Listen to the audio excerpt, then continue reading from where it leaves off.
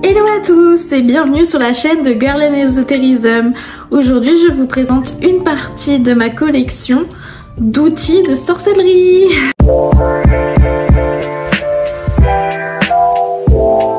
Alors bien sûr il n'y a pas tout parce qu'une partie est sur mes hôtels et je ne vais pas les déplacer pour la vidéo et une autre partie sont forcément des consommables, donc je vais pas vous les montrer parce que des bougies, des encens, des poudres, des huiles, il n'y a pas vraiment d'intérêt à les montrer parce que ça ne dure pas dans le temps. Donc voilà, je vais juste vous montrer quelques-uns de mes outils et on va faire ça ensemble, tranquillement. Tout d'abord, je vous présente Monsieur Latamé. Il est magnifique. Il est magnifique cet Latamé. Il est canon. Donc cet Latamé, je l'ai chiné dans une sorte de vide-grenier. Et ça a été un coup de cœur direct sur cet atamé. Qu'est-ce qu'un atamé? Un atamé, ça représente le masculin sacré. Ça sert à couper et à diviser les énergies. En gros, on va tracer, soit ça permet de diriger l'énergie, comme une baguette, pour remplacer la baguette, soit ça permet de couper les énergies, afin de délimiter un espace, ou de briser un sort, de briser quelque chose, de découper quelque chose. À la base, l'atamé a un manche noir en bois ou en os et il a une lame à double tranchant. Mais moi, j'ai un atamé plutôt original parce que je me suis dit pourquoi pas, il est beau, il me parle, il m'attire, il m'appelle, alors ça sera lui. Donc voilà, c'est mon atamé à moi, qui n'est pas celui traditionnel, mais ce n'est pas si grave que ça. Il symbolise donc l'élément de l'air ou l'élément du feu. Moi, je suis plus sur le feu parce que c'est quelque chose de destructeur. En fait, c'est une destruction constructive. Pardon. Donc pour moi c'est plus feu, mais ça peut être air également parce que ça coupe les énergies, donc ça coupe l'air, etc. Donc je comprends cette correspondance, bien qu'elle ne me parle pas vraiment. J'associe plutôt l'élément de l'air à la baguette et l'atamé à l'élément du feu, mais c'est personnel. Voilà.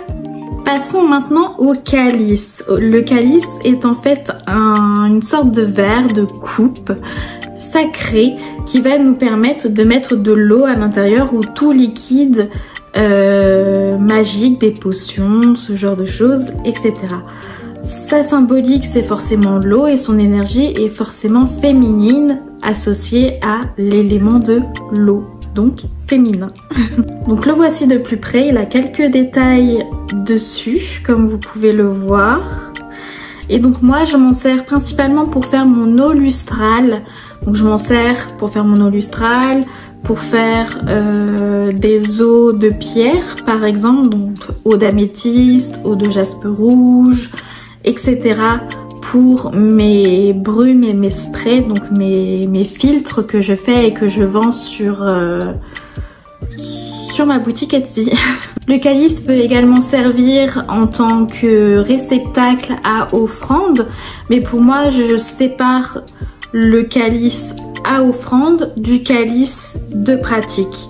Parce que pour moi on peut pas mélanger les deux, mais c'est encore une fois mon ressenti. Passons à un incontournable de la sorcière verte, de la sorcière des cuisines également, des fourneaux, le mortier et le pilon. Le mien est du coup en pierre que j'ai chiné également dans un vide-grenier. Il est magnifique, voilà. Il est très efficace, donc on a un gros bout et un petit bout. Et il permet vraiment bien de faire des poudres. Donc ça, c'est génial et c'est vraiment un indispensable. Mais vous pouvez bien sûr utiliser autre chose pour moudre des choses, moudre des ingrédients. Mais c'est vrai que c'est plus pratique d'en avoir un. Il en existe en bois, il en existe en plastique également, même si c'est pas recommandé parce que le plastique énergétiquement c'est pas cool, mais il y en a en pierre, il y en a en céramique, il y en a en divers matériaux, donc vous pourrez trouver votre bonheur assez facilement. J'ai aussi une cloche. Vous allez me dire, mais pourquoi une cloche? Tout simplement pour délimiter les temps de pratique, les temps dans la pratique. Donc dans la magie cérémonielle, on va faire sonner une cloche pour délimiter les temps de la cérémonie. Et donc je m'en sers ainsi pour marquer le début, le milieu, la fin, le début de cette étape, la fin de cette étape, etc. Je m'en sers également pour le son, car le son est purificateur, et donc je m'en sers pour purifier les objets. Tout simplement. C'est pas plus compliqué que ça. Une cloche n'est pas du tout obligatoire, c'est pas du tout un outil récurrent et qu'on va retrouver très souvent chez les sorciers, mais pour moi c'est un outil très intéressant parce qu'il permet de purifier rapidement un objet avec le son et de délimiter les temps de pratique. Pour rester dans le son, j'ai un bol tibétain qui est parfait pour purifier également grâce au son, mais qui est parfait également pour la méditation. Ça permet aussi de recharger certains objets si vous y croyez, si vous ressentez que ça recharge. Moi personnellement, je ne trouve pas que ça recharge, mais uniquement que ça purifie, que ça augmente les énergies certes, mais que ça purifie. Mais chacun sa vision des choses et chacun sa pratique. Moi, je m'en sers principalement pour purifier une pièce, pour me purifier moi-même et pour la méditation. Et du coup, je suis très heureuse de l'avoir. Il est magnifique d'ailleurs. C'était quelque chose que je voulais depuis très longtemps. Et maintenant que je l'ai, il sonne tous les jours quasiment. Passons à l'élément de l'air avec cet encensoir. Donc c'est un encensoir à main, comme vous pouvez le voir, qui est très pratique pour purifier un espace grâce à la fumigation. Donc dans toute une pièce, vous pouvez vous déplacer ainsi sans risque de brûlure. Il est accompagné du coup de sa petite pince à charbon, donc pour faire brûler le charbon, hein, pour le faire chauffer, le charbon ardent qu'on met à l'intérieur, et par-dessus on met son encens en grains, ses plantes, tout ce que vous voulez faire brûler, vos écorces, etc. Et ça va brûler tout seul, sortir par les trous, et c'est magique. Donc ça correspond à l'élément de l'air, et ça nous permet, voilà, une purification efficace. Un autre outil intéressant et qu'on voit rarement chez les sorciers, c'est un brûle d'huile essentielle, brûle parfum, brûle je ne sais quoi. Donc voilà, c'est mon brûleur à huile essentielle parce que je me sers des huiles essentielles pour purifier ou pour augmenter les énergies dans mon espace de vie. Donc tout simplement je les mets à l'intérieur, on place une bougie ici et ça diffuse l'odeur. Donc moi je m'en sers ainsi, par exemple je mets de l'huile essentielle de camphre, de menthe poivrée, de romarin à l'intérieur pour la purification et pour l'augmentation des énergies, pour l'apaisement, etc. Je peux mettre de la lavande par exemple, c'est très intéressant. Donc c'est une méthode à laquelle on ne pense pas forcément, mais c'est très intéressant et ça change de d'habitude. Donc je vous conseille d'essayer au moins une fois la diffusion d'huile essentielle pour la purification ou pour l'attraction des énergies et vous m'en direz des nouvelles. Et on termine par mon outil préféré, le chaudron. Le chaudron qui symbolise le féminin sacré, le feu créateur mais également l'eau. Parce qu'on peut faire brûler des choses à l'intérieur, mais on met également de l'eau pour faire des potions à l'intérieur. Donc il est ambivalent comme ça. Il a ses deux facettes et c'est super intéressant comme outil pour travailler avec. Donc moi, celui-ci est principalement utilisé pour faire des potions. J'ai à l'intérieur un petit truc en verre comme ça qui me sert à faire brûler des choses. Donc je le mets à l'intérieur et je fais brûler des choses dans ce petit cercle, dans ce petit réceptacle pour pas changer l'énergie en fait du chaudron. Et du coup ce chaudron me sert à faire des potions et du coup je me sers de ça pour faire brûler des choses que je mets à l'intérieur pour protéger quand même. Bien que j'ai d'autres chaudrons que j'utilise en alternance parce que je fais brûler énormément de choses. Le feu, c'est une grande partie de ma pratique, donc j'ai besoin de beaucoup de chaudrons parce que souvent bah, ils sont pas propres en fait, parce que je suis un peu une feignasse donc ils ne sont pas forcément propres. Du coup voilà, j'en ai 3, donc un tout petit.